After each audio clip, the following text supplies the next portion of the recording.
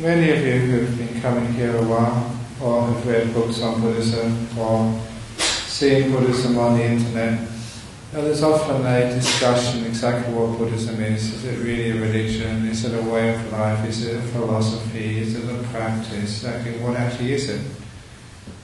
I often answer people that Buddhism is a religion for tax purposes. And it is a way of life, if you're a monk, and many people are committed Buddhists, it's a way of life for them. For many people it's a way of life when you come into the Buddhist temple, and you have another way of life when you go home. And sometimes it's a philosophy which people use to argue with each other, and that's perhaps the part of Buddhism which I don't really like the most personally. I don't think it's something we should just use as an intellectual exercise, but it's something more valuable than that. And to me, I always thought that Buddhism really is like a practice. It's something which you do. It's a development of the body and the mind, of your life, of society, which creates more peace, harmony, and well-being, which gives meaning to life. So it's like a practice. It's something you do which will give you results as you go along. So it's not something which is based on faith. You just have to believe until you die, and then you know whether you back the right horse or not. But it's more something which you do right now, and you can see results as you go along. So it's a practice which brings benefits, as it says in one of the main chants we do, brings practice here and now, in this very life, in this moment, to be seen each wise person for themselves now. And understanding it's like a practice, something which one does. There is a problem that very often what we actually do is letting go. We relax, we make peace, we open the door of our heart to this moment, we don't react, we become very passive. And sometimes people think, well, is that really what Buddhism is all about, just being like doormats for everybody else? And this evening I want to address that problem by saying, what does a Buddhist do? Now, what is sort of the object of their striving in their religious or spiritual life? And what actually is, basically, in the Buddhist Eightfold Path, what actually is right effort? And I must admit that the effort to give this talk tonight is not that great, because I gave a similar talk to the monks last Wednesday, so I'm being an environmentally sensitive monk by recycling my talks. But you weren't there in my monastery on Wednesday, so you didn't hear this. And sometimes people think, well, it may be that Buddhists are basically lazy, you don't have to do anything, anything goes. And you should not be attached to anything. And I still remember that a leader in his field, I won't say what the field was, Bhagawan Sri Rajneesh. The very least you could say, he did have style, but it's not quite the right style one would approve of. But one of his famous quotes, and it really made me laugh at the time, and makes me laugh every time I remember it, because it's sort of Buddhist, but when you think of it, it's not Buddhist at all. He said he was so detached. He was so detached, he wasn't even attached to detachment. Which is a great excuse to own as many Rolls Royces as people would give you, having a very heedless lifestyle. But, again, people in religious life, they do get confused, especially in Buddhism. What am I supposed to do?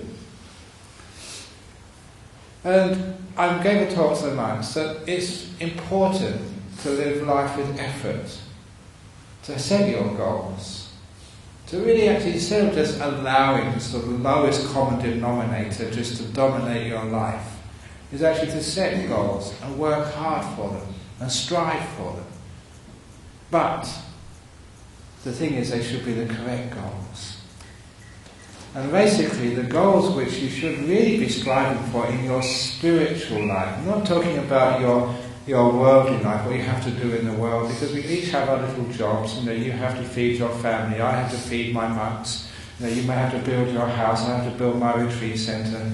You have to organise your office, I have to help organise a Buddhist society. So we each have our little sort of managerial and other responsibilities where we all work very hard. And of course, those of you who know me know that I do work very hard. But in the spiritual part of your life, what actually should we be doing? And so I said the goals which we should really be putting a lot of effort towards is to cultivate kindness, cultivate patience, cultivate peace, and cultivate stopping. Those are the 4 goals. You can add a few more to these. It's not exhaustive, but it gives you an idea of what we really mean by what the Buddhists should be doing, what they should be striving for. Because as you all know, compassion does not come easy. It's everyone says, yes, I should be compassionate, I should be loving, and I'll kill anybody who says I'm not compassionate. I'm a Buddhist, I'm compassionate. But the point is that very often that what we think, our view of ourselves, and actually the actuality is very different. If you don't believe me about your view of yourself and what you really are like, just ask your wife, ask your husband what you really think, what you really like. But the point is, we build up our ideas of ourselves, and sometimes that we aren't compassionate or kind enough.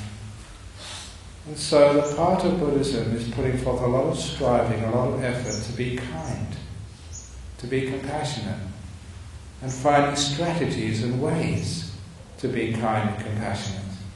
It's not an easy thing to do. It doesn't come naturally, because naturally, we're born alone, as Ajahn Brahm used to say, and that in our life we build up a sense of self-identity, and we do become very protective. Very often we do get hurt, and so that sometimes it's hard to understand what compassion really is.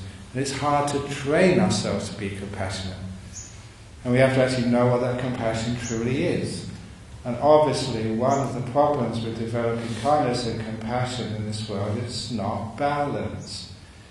So often, even today, that I was having a ceremony in somebody's house, and I was telling them, look, if husband and wife are arguing, so it's not just the husband is upset, the wife is upset. If the wife is upset, the husband is upset.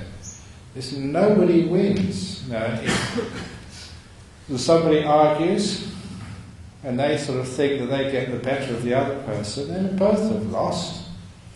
But if somebody forgives, both have won. Because a partnership is together. And I told a story, I'll introduce this straight away for those people who have to leave early. And this is a story which I haven't told here before, because I got this over in Kuala Lumpur at one of the conferences. So every time I go away from here, and I'm not here on a Friday night, don't think that, I'm having an easy night, I'm just gaining more material from over the last months. And this was an argument, not in a family sort of, but not a family of people, a family of fingers. Because the fingers were wondering which finger of the 5 is the most important. And the thumb spoke up first of all and said, I am the most important. I am the one which can oppose and make sure you can actually grip things. And I am the strongest and the fattest. I might be short, but just like John Howard or Kevin Ryan, I've got power. You notice they're all short people, the people in power these days? So the thumb said that I am the most powerful, therefore I am the chief. And the next finger said, no. I am the one. When you say one, what finger do you put up? This is the chief. And also, I'm very useful because I can point to things. That's why I am the chief finger, says the index finger. And the middle finger said, look, I'm the middle. I sort of keep all you together. I join you all. I'm also the tallest. You put your fingers up, which one is highest? Me, says the middle finger. So I am the most important. And then the next finger said, no. When you get married, which finger does the ring go on? Me. So I am the symbol of love and compassion and trust and commitment. So I am the spiritual finger in chief. So I am the most important. And lastly, the little finger said, well, what most people use me for is the dirty work. But even though I do the dirty work, he says, whenever you pray to a Buddha, I'm the one closest to the Buddha. She said, therefore I am the most important, the closest to the Buddha. And the meaning of the story is, those of you who do the dirty work, like take out the garbage or wash the dishes, you must be the most important part of the family because you're closest to the Buddha. And that's a good excuse. Many wives think that's a great excuse to get my husband to take out the garbage. See, Ajahn Brahm says you're closest to the Buddha by doing this, by doing the dirty work. But whatever it is here, that I can see that sometimes the compassion and the care, but we don't have the techniques to be kind and compassionate. It doesn't just happen. You have to make it happen. You have to train to make it happen. And you can put a lot of effort in your life becoming fit in your body, doing exercises. You can do a lot of effort, in your life, becoming wealthy or getting your family together. But one of the most important things in life is being kind and understanding what compassion truly is. And it's amazing just how many people just haven't got a clue what kindness is. So much so that they usually sacrifice themselves for others. If you don't understand this, I'm sorry to repeat this story, but it's a very important story. It's the story of the 7 monks in the cave, which comes from the book Open the Door of Your Heart. And I told this even just a few days ago to a group of people, and even last Sunday also in a talk I gave in Wasserman Park. And it's amazing just how many people here in Australia and also in Asia just get the answer wrong all the time. I'll go through it very quickly because some of you have heard the story before. 7 monks in a cave, practicing loving kindness meditation, really great monks.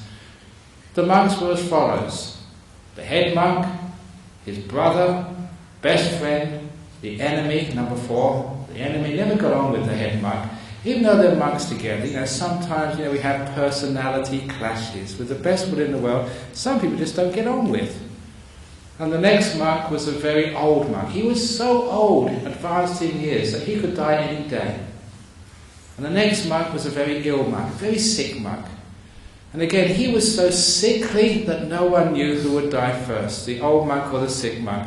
Both of them could die that night. They were sort of so close to death. And the last monk was the useless monk. Every monastery has one. I won't tell you who they are. Just like in a family or in a business, there's always a useless monk. The sort of monk who could never do any chanting, whenever he meditated would fall asleep and start snoring.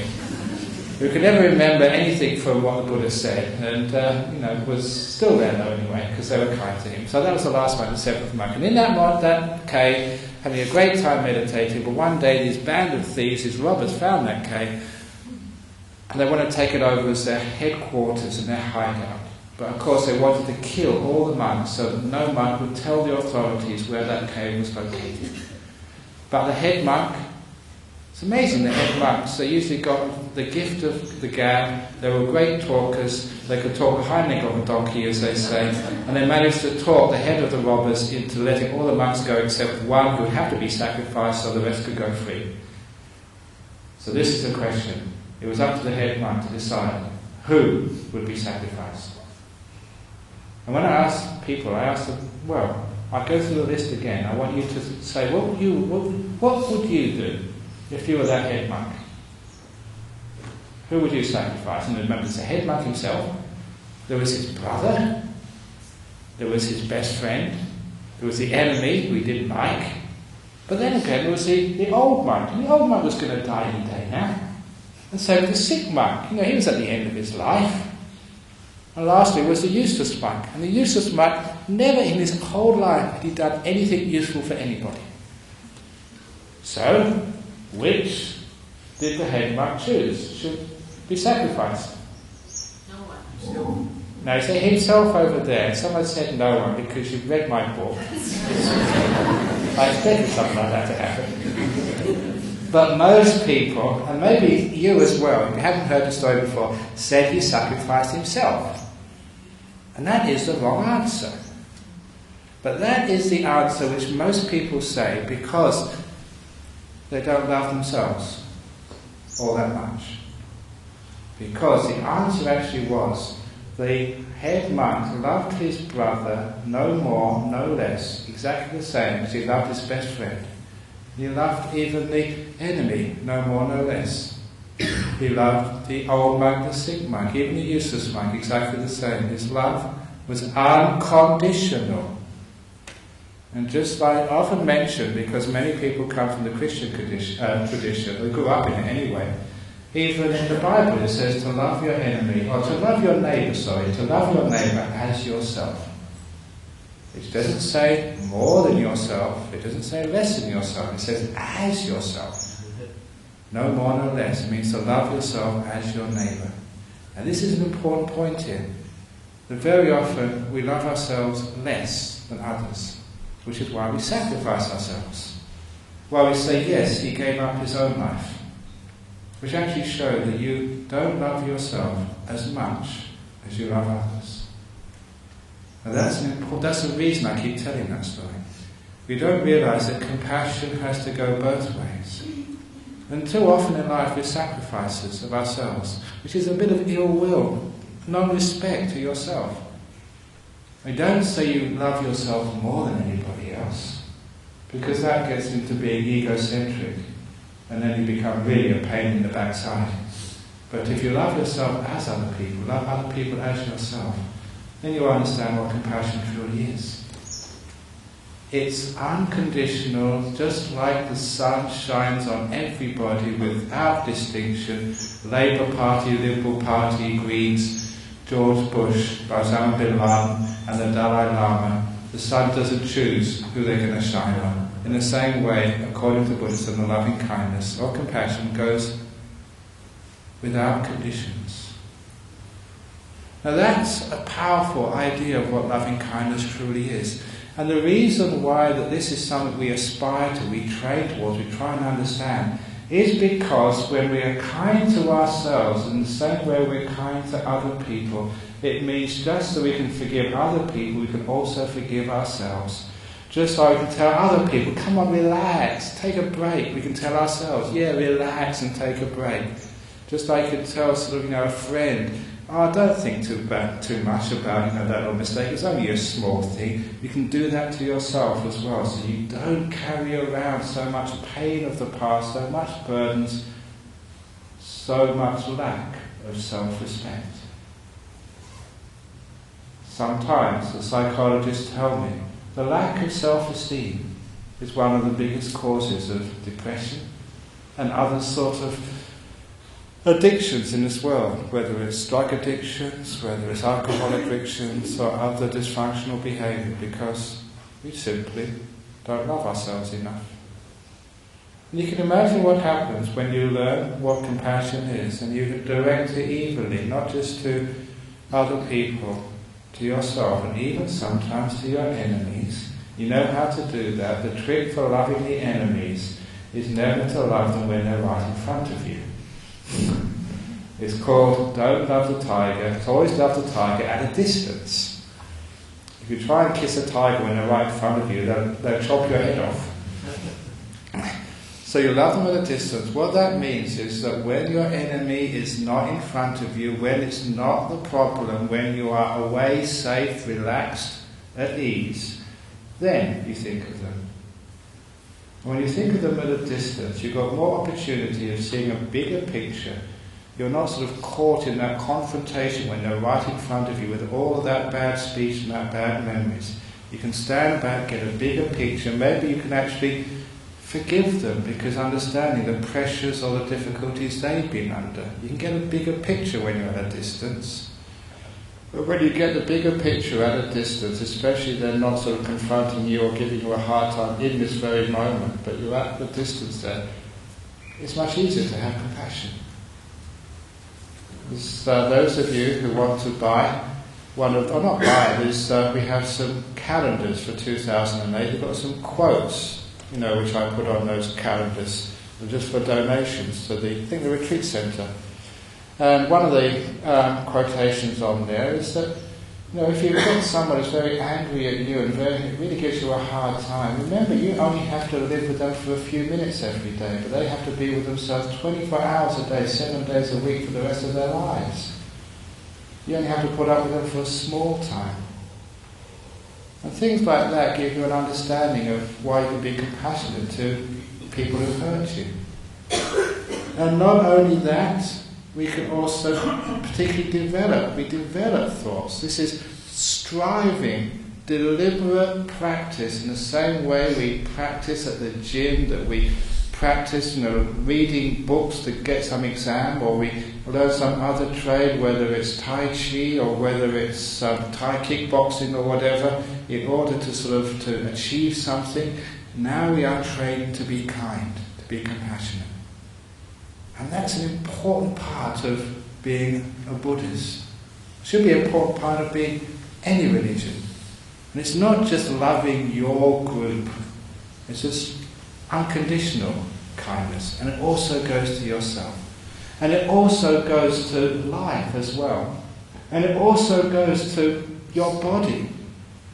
To be kind to this body, as I taught at the beginning of this meditation. You learn what kindness is by being aware of something, soothing it, and seeing the amazing benefit that compassion has on just relaxing the body. Again, when you're harming your body, when you're hurting your body, we call that tension, stress.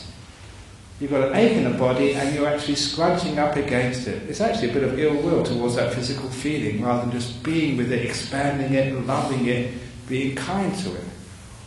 And so when you learn what compassion is, it's amazing what you can do with your body. Sometimes that people think like monks are holy, especially the nuns, compassionate nuns, they can come and do the chanting on you and they can come and make you feel good. Why do you feel good in such situations? Because of the kindness and compassion, power of such beings. Why do you feel really good when you have a nice little dog or a cat who comes and cuddles you? And the reason is because they show you compassion. Compassion is a great healing force. So in religion we make use of that. We particularly develop it, we get it very, very strong. We can zap any part of our body with that compassion and kindness. We can zap other people and we become even much better than a nice cuddly dog. Who we come home from work, had a really hard day, and everything's gone wrong, and this little dog comes and just so happy to see you, wags its tail, and just wants to nuzzle you. Doesn't that make you feel better? So the power of compassion is great. And then you can start doing the power of compassion even in your meditation. Because what compassion actually is, what this kindness, what I say, open the door of your heart, is actually a non-doing. A non-reacting, and accepting, and embracing, a being with.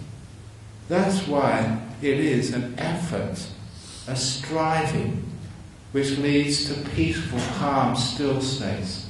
That's why it's quintessential to the path of meditation, which brings this beautiful stillness. You cannot get to stillness with this aggressive, angry, violent striving. No more than any government can make peace by waging war. And you all know that if you read your newspapers, but how many people wage war in their lives thinking that's the way they're going to find some peace? They wage war in their family thinking that they can actually get peace in their home. Or wage war against themselves. I'm going to beat this cancer. I'm going to sort of get my own way in the office. I'm going to make it in this world. You never get success through such aggression. This is why that compassion part of things, we know that that is an embracing, that brings peace, that brings a settling of things. And if you can't do that at work, if you can't do that in your home, at least you can do that in yourself. And once you do it in yourself, then maybe you can start doing it in your home. And when you do it in your home, maybe you can start doing it in your office. When you do it in your office, maybe then you might start a Buddhist political party and bring some peace to the country or whatever, I don't know. But anyway, you have to start inside. And that compassion brings that peace. That's why it's a training, that's why it's an effort which is required to develop the compassion. In the same way, one of the other things which I was saying that we should practice hard to attain is to be patient. Because those of you who know your Buddhism One of the most important sayings of the Buddha was Kanti Paramanta Potiticar, which means like patience is the highest of the spiritual practices. And that's in the Awada Patimokkha, it's in the Dhammapada, it's actually part of the same verses which we have inscribed underneath the Buddha statue outside. Not doing anything bad, doing what is good, purifying the mind. These are the teachings of the Buddha. It's the next verse, I think either before or afterwards. So the patience is such an important quality that it's something we deliberately strive to attain, and to grow, and to make part of ourselves.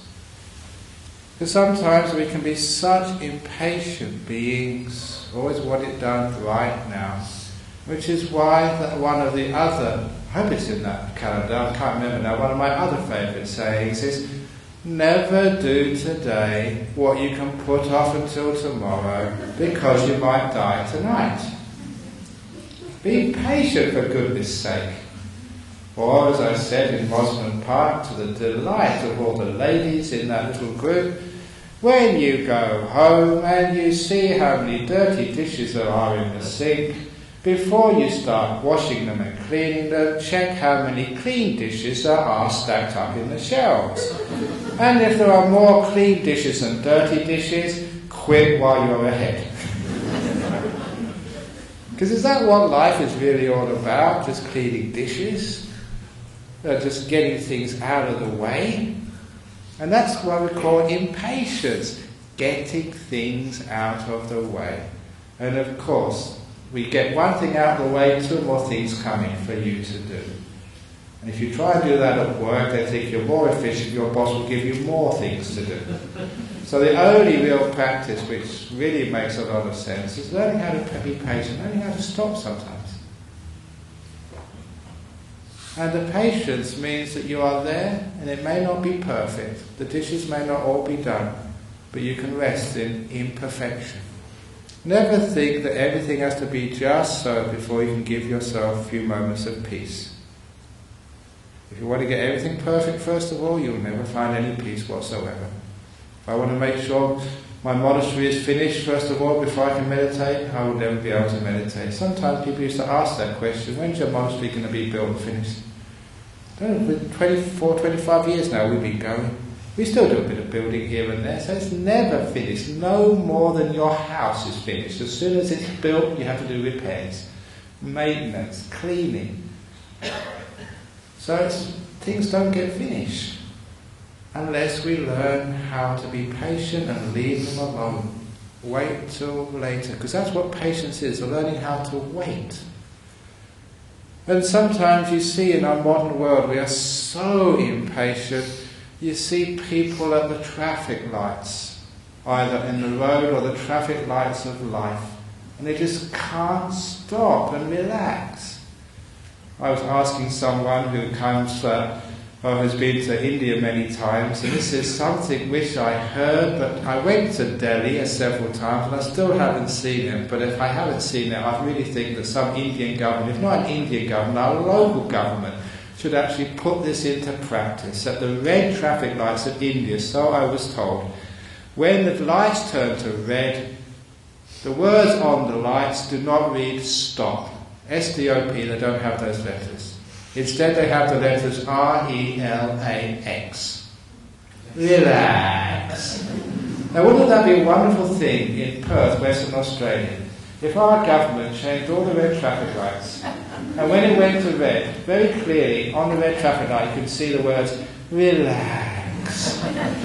Now wouldn't that be a wonderful thing to stop I've read in the newspapers, some of our hospitals are just overloaded, the emergency departments, they've got queues of ambulances outside. And the reason is because we live such stressful lifestyles. So our Western Australian government can actually save a lot of money by building less hospitals by just having relax lights at every traffic light. Which people would not get so stressful, they would never relax. And therefore they wouldn't get so many heart attacks, so many other problems in their life. So it's not just in red traffic lights, there's so many other parts of our life which we don't know how to be patient and relax. and enjoy the moment and wait. Sometimes you only find peace when you know how to wait. To wait in the moment. Because the lack of waiting, or the ability to wait, is why we always run off into the future. For those of you who've been on meditation retreats, you know that part of the meditation is the eating food practice. And the eating food practice goes like this. So those who've made meditation, you know this. But those of you, when you go home tonight, you have your dinner, or you have lunch tomorrow, just be mindful of actually how you're eating. Because you will notice you'll have a morsel of food in your mouth which you're chewing. You'll have another on your fork or spoon which is waiting in line. There'll be another one heaped up on your plate while you're looking for what's going to come in next. You're normally about 3 or 4 spoonfuls ahead of yourself. And because you're not tasting the morsel in your mouth because you're looking at what you're going to have next, it means you're not fully enjoying your food, because you can't enjoy it when you're not noticing what you're actually chewing. And because you don't enjoy it, the bile, saliva, all this other stuff which comes out from your system is not secreted in sufficient quantities to digest the food, which means you have bad digestion. You can see that because I'm a mindful monk, I have very good digestion. That's why I keep on putting weight, because people get digested so much that what actually comes out is hardly anything. I always come up with a different excuse every week for being overweight. But whatever, you know that people who worry a lot, are very thin. That's one of my other problems. I don't worry enough. Too much meditation, that's my problem.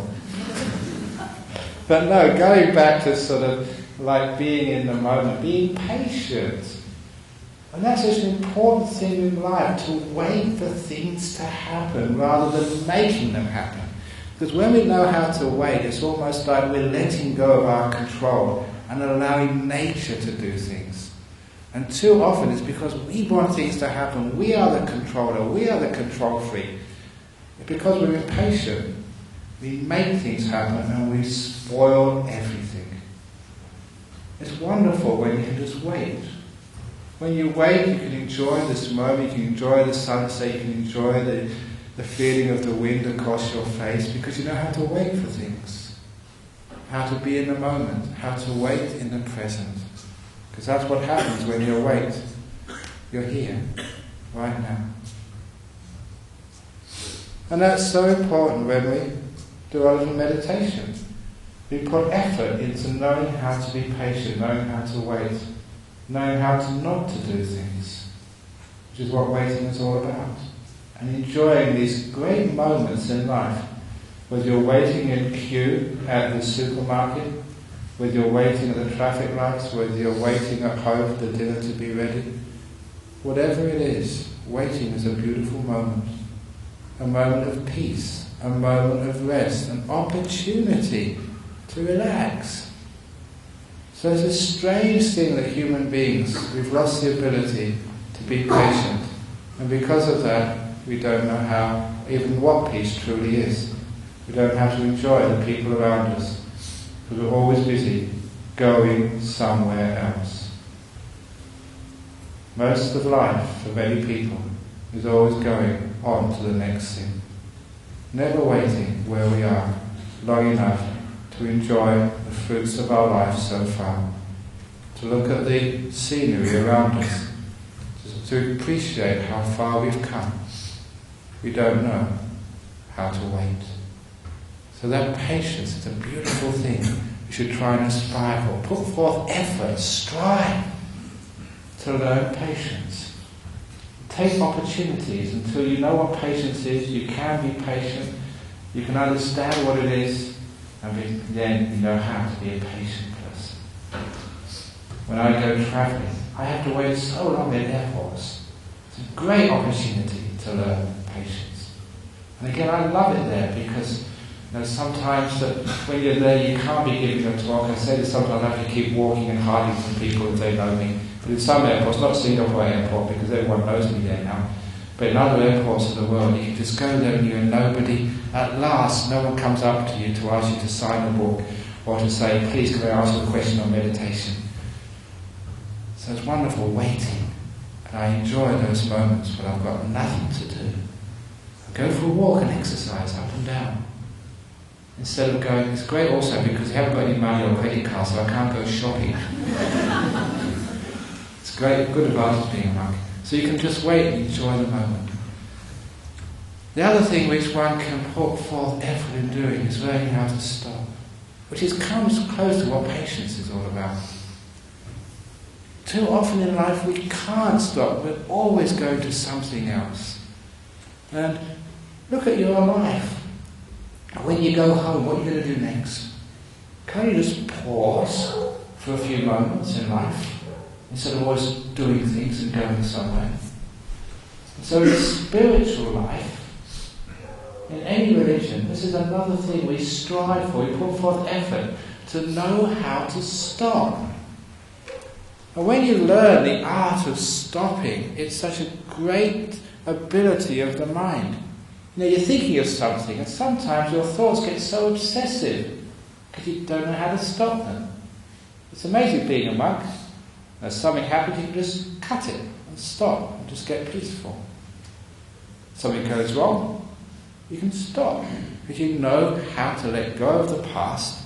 You've trained yourself and not allow the past to infect the present moment. You don't have to have the past keep on coming into the present moment. It's just a bad habit, that's all. You don't know how to stop things. Think of all those problems you have happened to you so far today. All those difficulties which are there for you tomorrow. All those problems. Why can't we stop thinking about these things? Oh, look at the basic stupidity of human beings. He called me a dog. And what do most people do? They say, he called me a dog, he should not call me a dog, he called me a dog. You can't stop thinking about it. And you know, as I said here many times, every time you remember that he called you a dog, you've now allowed him to call you a dog one more time. If they call you a dog and you stop and you let it go, they can only call you a dog once. And it's gone. Why is it that people, they carry around the hurt of the day and they don't know how to drop it? If someone has hurt you, said something mean to you, abused you, why do you allow them to continue hurting you? Why can't you just stop and let it go? Bad habit, that's all. So we have the training, things which you can do. You can strive to be smart enough to train your mind through meditation and other sort of therapies. Listening to Dharma talks really helps. Listening to the talks, reading the books, just associating with other people of like mind. You can actually learn how to drop things, to stop. Such a wonderful ability in our modern age.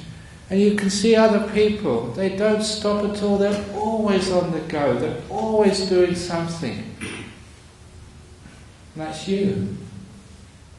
You never learn how to stop, sit down and do nothing. Stopping is also a relaxing, a doing nothing. It's an undoing, if you like, of the movement of our life. The practice par excellence for learning how to stop is meditation. You stop in the moment, you stop all this thinking by silence, you stop just the mind going to many, many things. That's what meditation is, it's pressing the stop button or the pause button, you just stop. It's so much fun to stop. You find more joy where you are than you ever find anywhere else, no matter where you happen to be. It's one of the great secrets of spiritual life. All happiness comes when you stop searching for it, when you stop looking anywhere else, when you just stop in this moment and this moment builds up and you start to really feel a lot of joy, happiness and truth comes. So it's one of the things we have to strive to be able to do, to stop. But perhaps the most important thing to strive towards is for peace. And so we start our day and say, today I'm going to be peaceful. I'm going to make that the most important thing in my day. And what does that really mean? It doesn't mean just you can do whatever you want. What it means is you make peace with whatever you have to do. Because if you try and do whatever you want, you'll be fighting a world and you're making war, it's not making peace at all.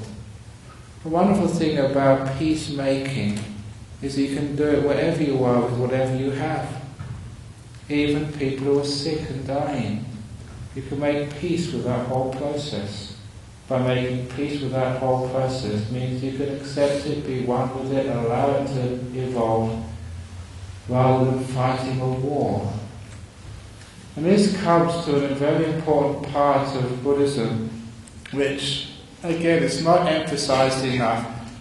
What I've been saying here is the effort called the right effort of the Noble Eightfold Path, and the second part of that Noble Eightfold Path, the right intention or right thought, sort of joins together with right effort, because the right intention, as I've mentioned to so many people who do meditation, the right intention is intentions, aspirations of letting go, kindness and gentleness. The three right intentions which the Buddha taught 2,500 years ago. And this is actually central to the Buddhist path, the Eightfold Path. That's basic, the heart of it. And so often people forget that we're using our mind with aggression, with ill will, with trying to get things. And that's actually not the Buddhist path. The Buddhist path is learning how to let go, learning how to do with less, learning how to need less. Because the less you need, the more free you feel. It's well known, you don't own your possessions, the possessions own you. You're not the proprietor of your house, you're the prisoner of your house. The less you have, the more free you feel. It's great being a monk with few possessions, but even I have possessions, and it's wonderful actually to let them go sometimes. And I still, one of my happiest memories of a monk was the time when I left the monastery after 5 years as a monk. It's called Where We Go Wandering. And it was part of the practice as a young monk in Thailand many years ago. After 5 years of basic training, you were asked to leave the monastery. Everyone was. And you had to walk, carrying all your possessions with you. You could not leave anything in storage. Everything you owned was on your back. And sometimes here in Perth I see these backpackers and I feel so sorry for them. That's a huge backpack you've got there. There's so much. Not only that, you see these kids going to school, huge amount of stuff they have. But when you have to walk 20, 30 kilometres a day, in the hot parts of Thailand, you soon let much stuff go. And after 2 or 3 days, I was carrying such a light load. I felt the freest I've ever felt. Just anything, just a bowl, a little bag, mosquito net, umbrella. And it was probably less, maybe half the weight you hold when you go shopping. And that's my total possessions I had in the world. I had no responsibilities. Could go anywhere I wanted. Any monastery, you could have a bed for the night, awesome. Go arms around in any village and get some food for the day. Not the best, but enough to keep it going. Imagine that degree of freedom. It really was like a bird, like a wild animal, going wherever you wanted, completely free. And that's why I understand what peace is. So, you may not be able to achieve that in this life. At least you can move closer towards that if you can. Not only is that good for your peace of mind, you can't take it with you, as they keep on saying. So prepare for that moment by listening rather than getting more. I know it's bad for the economy, but it's actually good for your health. And it also means you can retire much earlier. You can. And when you learn how to live simply, you don't need that much to survive. And when you don't need that much to survive, you're environmentally a very wonderful person where you're not consuming so much of the world's resources. You're more peaceful, your house doesn't take that long to clean up. You can park your car anywhere and no one will steal it because it's a simple car. There's so many, you can actually don't have to have a burglar alarm. You can actually leave your door open and the thief will take one look in there and go next door. So simplicity has many advantages to it. I'm very glad and pleased to see many people who've been Buddhists for a long time and do live simple lives. And good on you. But it also brings more peace to your life. But it's not just like living simply brings peace to your life. We actually strive because sometimes there's some things in our life we just cannot control. There may be sicknesses, there may be changes of government, you don't like this one, you get that one, or you like that one, you didn't like the previous one, or whatever happens. You know, you sort of get the sack or you get a promotion, somebody else gets a promotion, you fall in love, you get divorced. There's so much of life you just cannot control. And the sooner you learn that, the better. And it's not your fault. Too often we take sort of, when things go out of control, too personally, as if it's your mistake, you did something wrong. So if your children, you bring up children in this world, you do your very, very, very best. Sometimes it works out, sometimes it doesn't work out. We shouldn't really blame ourselves. As long as you've done your best, what more can you do? Sometimes you have relationships, you try your very best, you're human, you've got faults, the other partner's got faults, it doesn't work out. But don't abuse your self-esteem. As a monk, you learn how to make peace with anything. Whatever happens. Painful, beautiful, something wonderful happens, something really tough happens. You can learn how to make peace with it. You don't get agitated with it. You embrace it, you accept it. And it's wonderful when you make peace with things, you make also peace with your responsibilities, what you have to do in life. Just saying a few days ago that as a monk, I have to do baby blessings. And I became a monk really to get rid of babies and kids. But baby blessings, what they do, especially if it's a male baby, they actually offer it to you. Just like you offer like a set of robes to a monk, or you offer food to a monk, they offer the baby to you. And I've done it many times, I'm still not used to it when you have to put a baby in your lap as a monk. I just doing a lot of loving kindness, a lot of praying, using all the power of my meditation to make sure it doesn't poo when it's on my lap.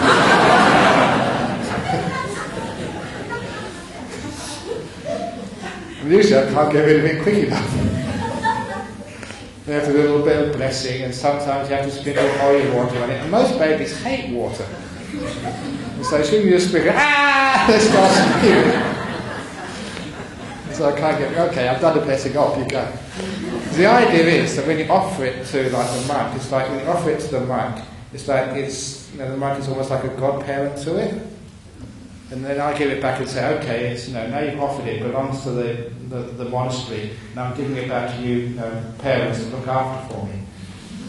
That's the idea, but usually I can't give it. But even though I don't like doing that, you make peace with that. You just, instead of arguing with it, you can't change it, so you allow it to happen. You make peace with it, and then you can enjoy it. Even things you don't like doing, you don't want to do, you find that it's out of your comfort zone. You can still make peace with it. And so, how many jobs do you do? Which you grit your teeth. You have to do it anyway. But you grit your teeth. I don't want to do this. And you get yourself all stressed up and angry and upset. So what I can't change, I make peace with. Learning how to make peace with things. This is a wonderful trick of the mind. That's why Buddhism was a peaceful religion. Because it knew how to make peace with things which other people only know how to make war with. It knows how to make peace with things which other people would fight with aggression. And I think we underestimate the power of just making peace with things. A lot of times that solves the problems much, much, much more quickly and much more effectively than all this aggressive, violent stuff. Sometimes we don't need to shout back at a person. Sometimes we don't need to sort of shout back at that dog. What a waste of time it is shouting, "Shut up, dog, I'm giving you a talk." The dog doesn't understand what the heck you're talking about. But people do a lot of shouting, a lot of aggression. where a bit of peace makes much more sense. So to sum up the talk, yeah, we do have effort in Buddhism, in meditation. But the effort is to arouse qualities of this mind, great spiritual qualities like compassion, like patience, like stopping, like peace. Because these are the things which we're short of. This is what we do in our spiritual world. And when we know how to make those things happen, we understand why Buddhism is a practice. It's something which you do, but at the same time it is a non-doing. You're learning how to stop, learning how to be patient, learning how to be kind, not so critical, learning how to be peaceful. So understand maybe what sometimes people think is so contradictory in Buddhism. You're always talking about not being attached, but you're building a $4 million retreat centre, for goodness sake. Now, you're always teaching people sort of not to do anything, be peaceful, but you're jetting all over the world, talking down to all sorts of people. But the thing, what you're really doing, you're learning, you're putting forth effort into making these beautiful qualities in your mind, which will make you a very successful person, a healthy person, and which will even lead you to enlightenment itself. The highest peace, the full stopping, the most kindest thing you can possibly do. Being peaceful, being still, learning how to stop, and being infinitely patient. You learn those techniques and those skills. Not only will you be a successful person in your life, you'll be a very, very happy person inside. A person who knows the goal of right effort. And that's the talk for this evening.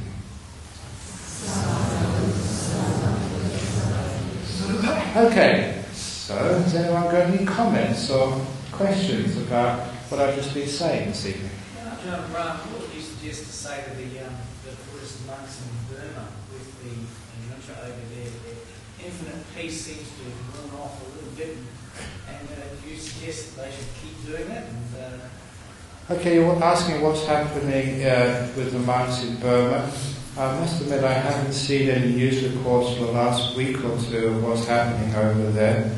But I was told that the monks in Burma were originally sort of having a peaceful demonstration, and it was mostly actually because there was no rice, no food in the area where they were staying. And it was actually the people who were really hungry. And when they were doing their march, they were chanting the Metta Sutta, which was the words of kindness and compassion for all beings, including the Janta.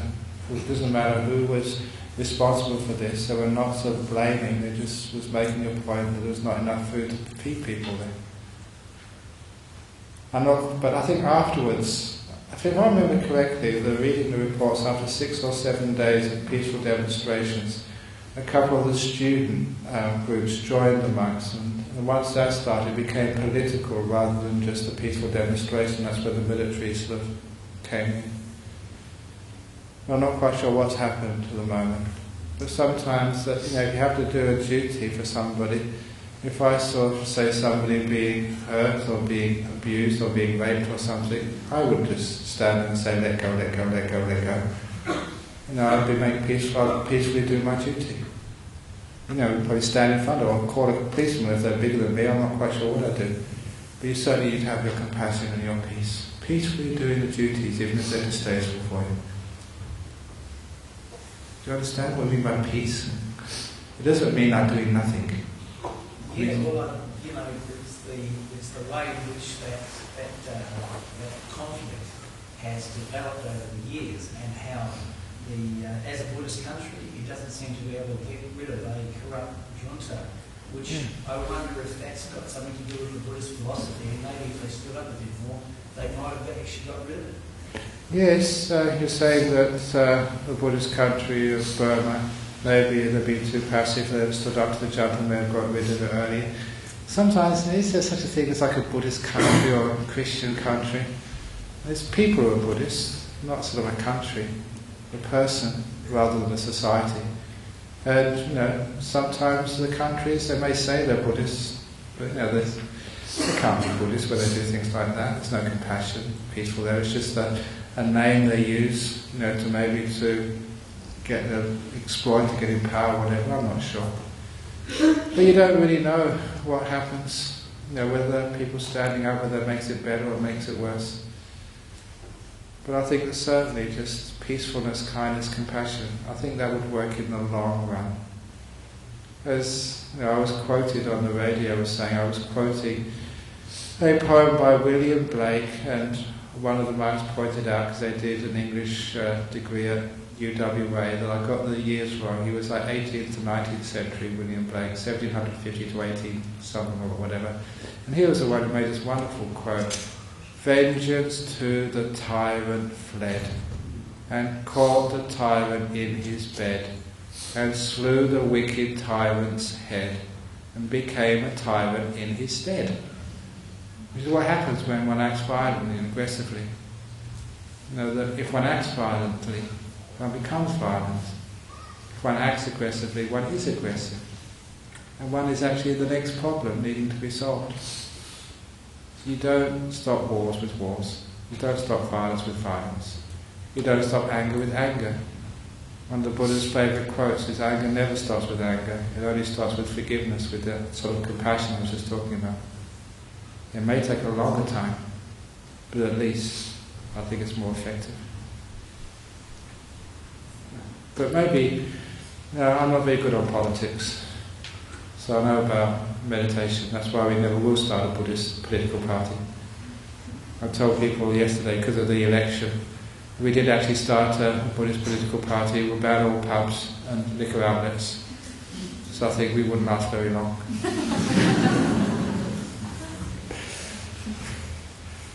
So anyway, thank you for your question. Is there any other comments or questions before we finish up? Just on the simile of the seven monks. Oh, the seven monks simile, yeah. If he chose no one, wouldn't he be condemning them all to death? I'm glad that someone picked up that question, showed they were listening, because isn't anyone going to ask what happened to those monks? And actually that is based upon a story in the Theragatha of Talaputta. Was it Talaputta? I think it's actually I wrote about. Yeah, it's in the story of one of the monks in the time of the Buddha. It's not exactly the same story as you find in the text, but it's similar. And when that actually happened in the text, when the head robber heard the monk's response and inquired why he couldn't choose and was told the answer, the head robber was so impressed, and so was the rest of the gang, that not only did they let all the monks go free, but half of those robbers ordained as monks themselves, and the other half went back to the village and got legitimate jobs. And that's actually what it said in the story. In my book, I exaggerated a bit. Sometimes you sort of exaggerate a bit. I said all the robbers all became monks themselves. Actually, that was a bit of an exaggeration. According to the text, half became monks, the other half became sort of lay people, not robbing anymore. And then that actually makes sense to me, because sometimes, like inspiring pieces of real life, they change people. Sometimes the people have done things and said some things. I think it was this monk in India sometimes, he met this robber, this bandit leader, and he just said good morning. And the bandit leader started crying because he'd never heard the word good in his whole life.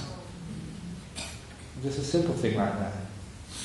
So when actually sometimes you understand where people come from, that they do act so violently and aggressively, you understand a beautiful, inspiring thing like that would change their whole lives.